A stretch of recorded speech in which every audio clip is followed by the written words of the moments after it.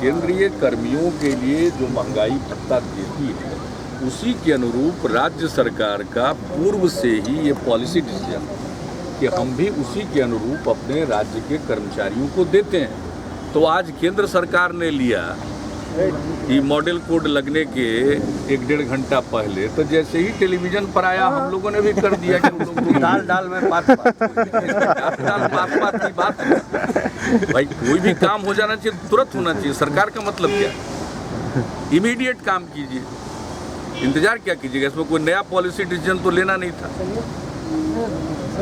पहले से ही जब केंद्र सरकार ने महंगाई भत्ते में बढ़ोतरी की है उसी के अनुरूप हम राज्य सरकार के कर्मचारियों के महंगाई भत्ते में बढ़ोतरी करते रहे। तो ये कोई नई बात नहीं। आज उन्होंने दिन चुना अपने ऐलान का तो हम लोगों ने तुरंत कर दिया कि राज्य सरकार को भी मिलेगा। जीएसटी जो राज्य सरकार की जो घोषणा है वो स्वाभाविक है और वो आप समझिए कि जब केंद्र करती है तो राज्य को करना है। हम लोगों का पुराना फैसला है तो उसी के अनुरूप है, कोई नया पॉलिसी डिसीजन नहीं। 6 के बदले आप 7 करते तो हो सकता है 7%। पहले से जो तय वही करते। सर जीएसटी पर कहना है सरकार का कि विपक्ष के कारण वो नहीं लागू हो पा था, स्पेशल सेशन नहीं बुलाया जाएगा और कहीं ना कहीं कांग्रेस और विपक्षी दल इसके लिए जिम्मेदार है। अभी सेशन में कहाँ देरी है, विंटर सेशन तो आने ही वाला है। सेशन नहीं बुलाएंगे? नहीं बुलाएंगे या नहीं बुलाएंगे इसके बारे में मुझे कुछ नहीं कहना है, लेकिन विंटर सेशन तो आने ही वाला है ना नवंबर महीने में।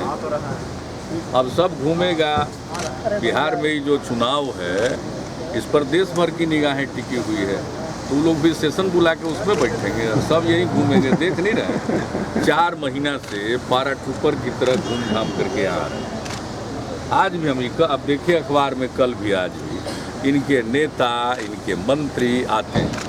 अब आजकल पैकेज के बारे में क्या बोल रहे थे, अब मान लिए कि पुराना ही है तो हमको कह रहे हैं पुराना ही था तो खर्च क्यों नहीं किया, भला बताइए। खर्च उनको करना था, राज्य सरकार को थोड़ी करना।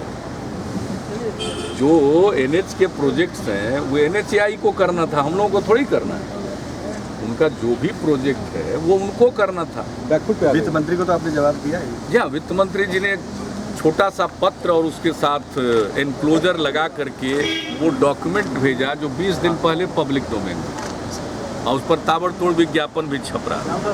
तो हमने कहा ही तो 20 दिन पहले से पब्लिक डोमेन में है।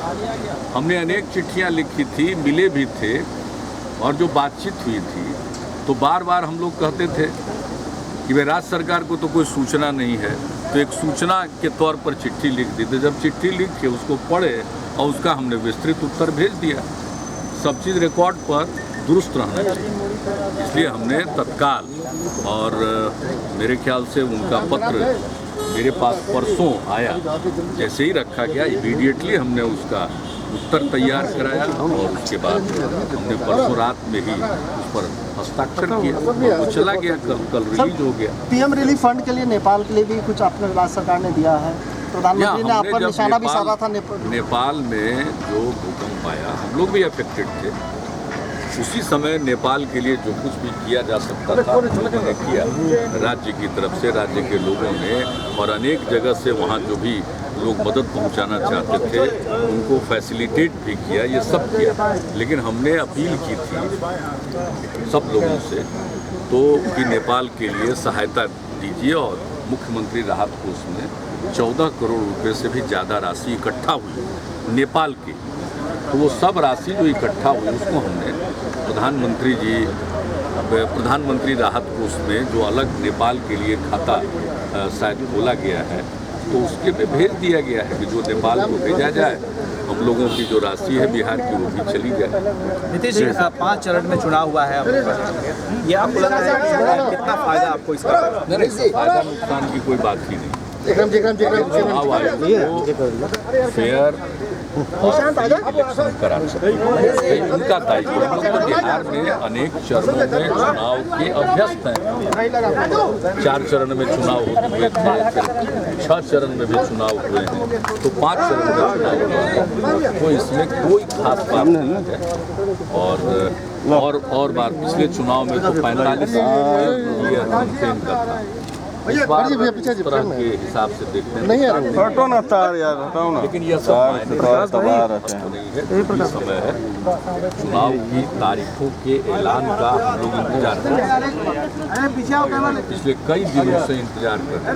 अब कल जब घोषित नहीं हुआ तो सबको लग रहा था भाई, और शाम में हल्ला हुआ कि अभी 2-3 दिन के बाद लगेगा। तो हम लोग तो सब बैठे हुए कि जल्दी ऐलान हो जाए। लेकिन जो केंद्र सरकार ने डीए का ऐलान किया, महंगाई भत्ता का, तो आपने भी लगे हाथ तुरंत कैबिनेट बुलाकर ये ऐलान कर दिया, तो इसका क्या?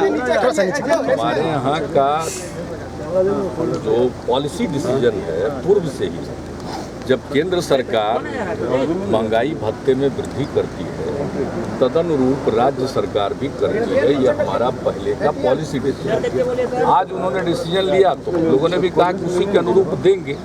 कोई हमारा नया निर्णय नहीं, हमारा जो पूर्व का पॉलिसी डिसीजन है अब तक जो करते आ रहे हैं उसी के बारे में उसका रिइटरेशन है। और इस बार के चुनाव में क्या मुद्दा रहेगा? अब क्लियर हो गया है, क्योंकि अब तो 5 चरण में चुनाव होंगे, तो आप किस तरीके से इसको पूरे चुनाव को किस ओर ले जाना चाहते हैं? अब बोलो, अभी अब चुनाव को ले जाएंगे मतदान की ओर का। नहीं, किस ओर से? मेरा मकसद ये है कि विकास के मुद्दे की काम कर रहे हैं, तो जो काम किया है, जो लोग काम से संतुष्ट हैं वोट देंगे। सर, क्या थोड़े से आधार पर जाएंगे, अपने काम के आधार पर लोगों के बीच में जाएंगे। पिछली बार लोकसभा चुनाव के दरमियान में लोगों ने कहा था कि पिछली बार नरेंद्र मोदी को उन्होंने वोट दिया है, लेकिन इस बार आपको देंगे, तो आपको लगता है कि बादाम खिलाएंगे? ये सब लोगों के मन में है। तो हम रात दिन काम करते रहे हैं, तो लोगों के मानस पटल पर ये सारी बातें अंकित हैं। अपना काम कर रहे हैं और आगे भी जो हमारी काम करने की योजना है उसके बारे में हमने बता दिया है कि जो हमारा 7 निश्चय है, बाकी जितना काम कर रहे हैं उसके अलावा वो भी काम करेंगे। इन्हीं मुद्दों पर हम लोगों के बीच में जाएंगे और सभी तरह के लोग वोट देंगे, इसका मुझे पक्का विश्वास है। और एक बार कह दिया, अब इसके बाद लगातार यही सब बातचीत होगी। आज इतना ही कि चुनाव की तारीखों का ऐलान हो गया, उसी की बात है। मॉडल कोड लागू हो गया, कोड ऑफ कंडक्ट लागू हो गया। बिल्कुल हम लोग अब निश्चिंत होकर के सिर्फ और सिर्फ चुनाव में अपना पूरा समय दे पाएंगे। ऑफ कोर्स जो इसेंशियल विषय होते हैं गवर्नेंस के, उसके लिए जो दायित्व है उसको निभाते हुए अपना सारा नरेंद्र मोदी के पैकेज की सपा से दे दिया है जवाब, कल भी दे दिया।